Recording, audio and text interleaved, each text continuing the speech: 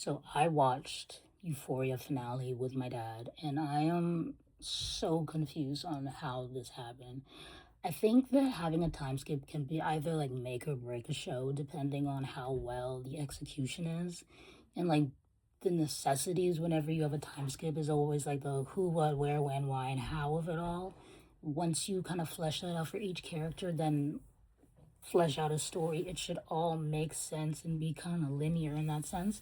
But there was a lot of character stories where you got one answer, but you had like five other questions that were never answered, and you'd have to like read in between the lines to try and create a story almost while watching it to justify what happened. Like, two characters that fascinated me was Nate and Cassie. Like, what happened in that time skip that we did not see that made Nate so submissive and Cassie so dominant? And like, how long was this going on for everyone around them to be like, this is how they normally act off rip? And like, no one's put off by that. I was so confused as to how that happened. What happened that we didn't know about to make their roles reverse so much?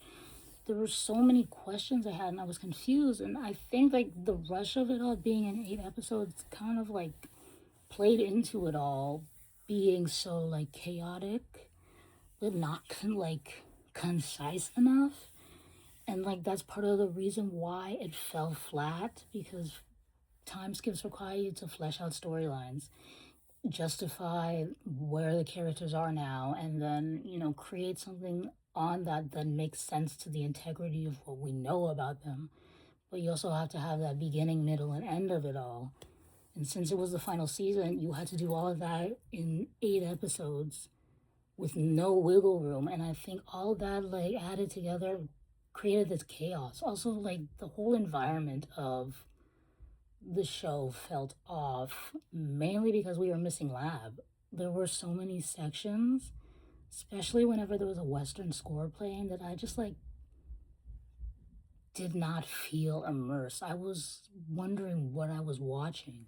And I think my dad and I both agreed that Euphoria season 3 by itself wasn't bad. It was a good show, but when you put it together with season 1 and 2, it feels like a totally alien concept. And when you lose that for most of the show and put it only in the last 2 episodes to remind you what Euphoria is, it falls flat like immaculately. They definitely did not flesh it out the way I hoped.